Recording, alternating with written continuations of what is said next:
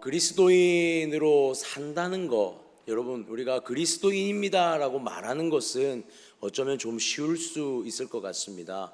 나는 예수님을 믿습니다. 나는 그리스도인입니다. 나는 교회를 다닙니다. 이런 표현들은요, 우리가 조금 쉽게 표현할 수 있는 것 같아요. 그런데 이 말을 한 이 무게에 대한 그리스도인답게 산다라는 것은 어쩌면 참 어려운 것이지 않을까라는 생각이 듭니다. 내가 예수님을 믿습니다라고 말한 만큼 그 믿는 자의 삶을 살아낸다는 것은, 그리스도인답게 살아낸다는 것은 참 우리에게 큰 무게감이고 책임감으로 다가오는 것 같습니다. 여러분, 우리가 데살로니가 후서의 말씀의 오늘 마지막을 보는데요, 오늘 사도 바울은 데살로니가 교회 성도들을 향하여서 그 다른 어떠한 권면이 아니라 그들에게 무엇을 권면하고 있냐면 그리스도인답게 살 것에 대하여서 다시 한번 그들에게 언급하고 있는 것을 우리는 보게 되어집니다. 이제 3장을 끝으로 데살로니가 교회를 향한 편지를 마무리하는데요, 그 시작은 사실 그들을 향하여 기도의 요청과 함께 그들을 격려하는 말들로 시작하고 있는 것을 보게 됩니다. 기도 제목을 이렇게 함께 나누는데요, 1절에 보니 끝으로 형제들아 너희는 우리를 위하여 기도하기를 주의 말씀이 너희 가운데서와 같이 퍼져나가 영광스럽게 되고, 여기서 보니까 그들 가운데 기도 요청의 첫 번째가 무엇이냐면 우리가 행하는 이 복음이 너희들에게 전해졌던 것처럼 끊임없이 확장되어지고 이것이 하나님의 영광 가운데 드러나기를 원한다라는 이 기도의 요청을 한 가지를 하고 있습니다. 또 한 가지는 2절에 보니 또한 우리를 부당하고 악한 사람들에게서 건지시옵소서 하라. 믿음은 모든 사람의 것이 아니니라. 여기서 보니까 부당하고 악한 자들로부터 이 모든 사역 가운데 감당할 때에 건져주시기를 기도해달라라고 말하고 있습니다. 그런데 그 근거를 무엇으로 붙이냐면 믿음은 모든 사람들의 것이 아니다라고 2절에 같이 붙여서 말하고 있어요. 무슨 뜻입니까? 우리가 믿음이 매일매일 그렇게 온전할 수가 없다는 겁니다. 우리가 때로는 흔들릴 수도 있고 넘어질 수도 있기 때문에 기도가 없이는, 누군가가 함께 동력하는 그 기도가 없이는 함께 이 사역, 특별히 하나님의 영광을 드러내는 복음의 사역이 불가능하다라는 것을 이 데살로니가 교회를 향하여서 마지막 편지 가운데 쓰고 있더라라는 사실입니다. 즉 이렇게 그들 가운데서 기도를 요청하며, 또한 3절과 4절에 보니 주는 믿보사 너희를 굳건하게 하시고 악한 자에게서 지키시리라. 너희에 대하여는 우리가 명한 것을 너희가 행하고 또한 행할 줄을 우리가 주 안에 확신하노니. 5절에 주께서 너희 마음을 인도하여 하나님의 사랑과 그리스도의 인내에 들어가게 하시기를 원하노라. 자, 여기서 기도를 요청함과 동시에 또한 무엇이 있습니까? 격려함으로 그들 가운데 이 마지막 편지를 마무리하고 있는 것을 보게 됩니다. 왜 사도 바울은 이 편지의 가장 마지막을 이런 기도의 요청과 격려로 마무리하고 있을까요? 사실은 이것은 마무리를 지으면서 분명히 하고 싶은 이야기가 있기 때문입니다. 마지막으로 그들 가운데 다시 한 번 더 언급해야 할 것이 있기 때문에 그저 우리가 이 3장 제일 마지막에 있는 너희들에게 하나님의 은혜가 있고 평강이 있을 것이다 라는 인사말로 끝내지 않고 기도 요청과 격려를 통하여서 다시 한번 한 가지의 요청을, 권면을 이어나가고 있더라라는 사실이죠. 사도 바울이 본질적으로 이 데살로니가 교회 성도들을 향해서 하고 싶었던 말은 무엇이었을까요? 기도 요청과 동시에 꼭 하고 싶었던 말은 무엇이었냐면 이들 가운데 여전히 이 해결되지 않은 문제 한 가지가 있었기 때문입니다. 그것이 무엇이냐면 6절 말씀에 이렇게 기록하는데요, 형제들아 우리 주 예수 그리스도의 이름으로 너희에게 명하노니 게으르게 행하고 우리에게서 받은 전통대로 행하지 아니하는 모든 형제에게서 떠나라.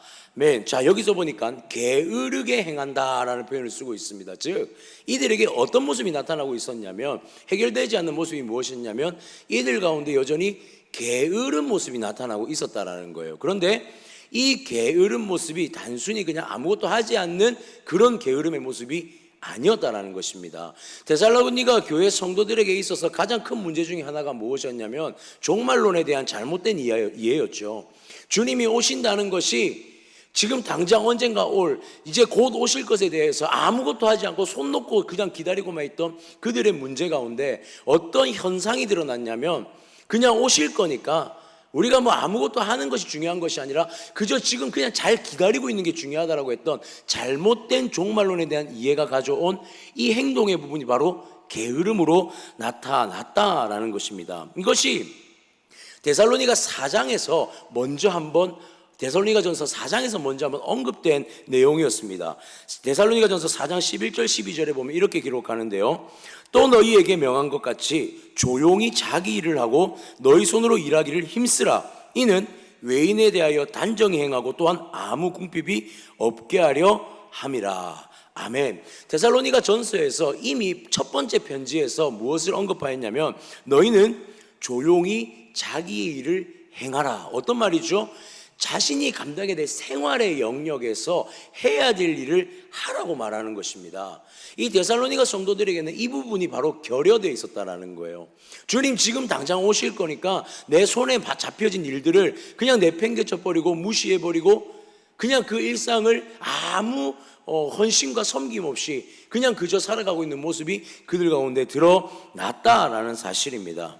자, 그렇다면 왜 이 게으름과 무질서가 어떤 문제가 있었기에 어떤 문제로 그것이 대두되었기에 이 권면을 마지막까지 하고 있는가입니다. 8절에 보니 이렇게 기록합니다. 누구에게서든지 음식을 값없이 먹지 말고 오직 수고하고 애써 주야로 일함은 너희 아무에게도 폐를 끼치지 아니하려 함이니. 아멘. 여기서 보니까 이들의 게으름이 단순히 자신의 문제가 아니라 공동체에 폐를 끼치는 문제로 드러났기 때문에 이 게으름에 대해서 분명히 언급하고 있더라라는 것입니다. 자, 이것을요 무엇에 빗대어서 이 게으름에 대해서 표현을 하냐면 사도 바울은 자신의 사역과 빗대어서 오늘 설명을 하는데요. 9절에 보니까 우리에게 권리가 없는 것이 아니요 오직 스스로 너희에게 본을 보여 우리를 본받게 하려 함이니라. 아멘. 자, 사도 바울은요 어떻게 사역했습니까? 그는 많은 교회를 개척했던 개척자이자 개척교회, 소위 요즘으로 말하면 개척교회 목사님이셨단 말이에요. 그런데 그가 개척을 하고 떠나가고 또 개척을 하고 떠나가는 그 사역들을 반복함을 통해서 그는 사실 그들 가운데 헌금을 좀 요청하고 필요에 따라서 그들 가운데 손을 내밀 수 있는 충분한 자격 요건이 되었다라는 사실입니다. 그런데 우리가 잘 알듯이 사도 바울의 원래 직업이 하나 더 있죠. 사도로서가 아니라 어떤 직업이 있죠? 천막을 만드는 직업이 하나가 더 있습니다. 텐트 메이커의 직업이 있단 말이죠. 이것이 정말 사도 바울이 그 텐트 메이커라는 그 직업 자체가 사명이고 부르심이어서 그 일을 감당했을까요? 오늘 그 말을 언급하는 겁니다. 그렇지 않았다는 거예요. 자신의 자족감을, 채워감을 통하여서 자신의 삶 속에서도 일상의 영역에서도 부지런히 그 일들을 감당하고 이렇게 해서 생기는 모든 것들을 통해서 또 복음의 사역에 주님 오시는 날까지 감당케 하기 위해서 지금 그 일들을 감당하고 있다고 이 데살로니가 교회 성도들을 향해서 자신의 사역과 빗대어서 보여주고 있더라라는 것입니다. 최소한의 자신이 감당해야 될 그 열심과 자신의 생존의 부분에 대해서 단순히 게으르게 가만히 있는 것이 아니라 열심히 살아내는 모습을 통해 본이 되어지기를 원했다라는 사실이죠. 특별히 11절을 보니 굉장히 재미있는 표현을 하고 있습니다. 11절을 볼까요? 우리가 들은즉 너희 가운데 게으르게 행하여 도무지 일하지 아니하고 일을 만들기만 하는 자들이 있다 하니. 자, 여기 보니까 일은 안 하는데 일을 만드는 자들이 있대요. 여러분 이걸 오해하시면 안 됩니다. 자신이 일은 하지 않는데 어떤 사역을 만든다거나 어떤 것을 기획하거나 하는 개념이 아닙니다. 어떤 의미냐면 여기서 이 헬러 번역을 직역을 하면 참견하기를 좋아한다라는 의미예요. 그러니까 자신이 감당해야 될 일은 하지 않습니다. 늘 가만히 있는데 여러분 이런 경우 있지 않습니까? 가만히 있다 보면 남들이 뭐 하고 있는지 계속 눈에 들어와요. 이 사람이 하는 행동들이 거슬리기 시작합니다. 자신의 생각과는 다른데 내가 뭔가는 하기 싫어요. 그런데 그것이 거슬리기 시작하니까 가서 한마디 던지는 겁니다. 어떤 표현이죠? 부정적인 표현으로 던지기 시작하는 거예요. 아, 그건 그렇게 하면 안 돼. 왜 그걸 굳이 해야 돼? 왜 그걸 그렇게? 계속해서 이렇게 한마디 참견하는 것이죠. 여러분 이것은요 공동체에 굉장히 덕이 되지 않는 행동입니다. 자신은 하지 않습니다. 그저 게으른 상태로 주님 오시면 다 끝날 일이야. 굳이 그렇게 열심히 할 필요가 뭐가 있어? 그렇게 한마디 참견하며 계속해서 방해하고 그 상황을 어렵게 만드는 그러한 모습들이 바로 오늘 사도 바울이 말하는 게으름을 피우는 자들의 모습이다라고 말하고 있는 것이죠. 이것은요, 책임 없음과도 연결되는 부분이에요.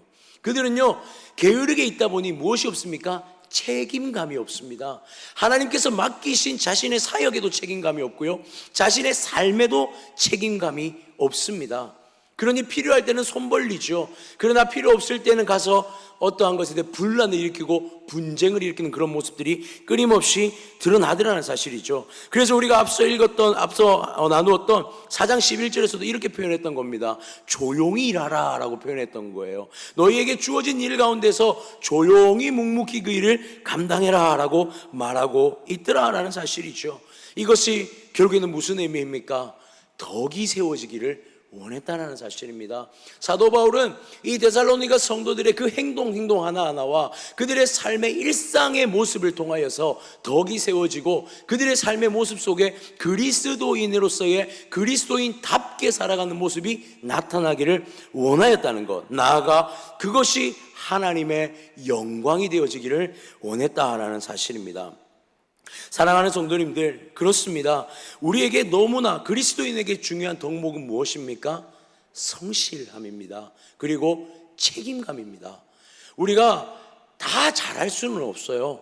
우리가 100% 잘할 수 있는 사람들은 아닙니다. 그런데 적어도 주어진 것에 대해서 최선을 다해서 행하는 것, 이것이 무엇이 어떤 결과가 나올지 우리가 다 예측할 수 없지만 하나님이 주신 일에 관하여서는 우리가 성실하게 그 일을 감당하고, 무엇보다 사역에만 집중하는 것이 아닙니다. 내 삶의 영역에서도, 주어진 삶의 영역에서도 특별히 하나님이 주신 이 삶의 모든 순간을 게으르지 않고 조금 더 하나님 앞에 성실하게 감당하며 살아갈 때 이것이 그리스도인의 모습이고, 이것이 그리스도의 향기가 되고 덕이 되고, 그것이 그리스도의 흔적으로 남는다는 것을 오늘 사도 바울은 우리에게 말하고 있더라는 것이죠.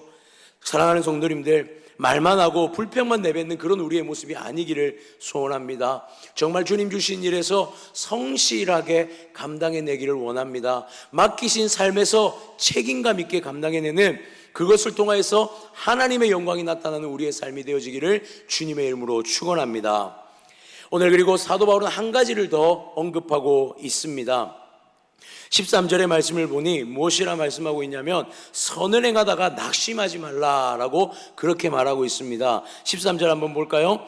형제들아, 너희는 선을 행하다가 낙심하지 말라. 아멘.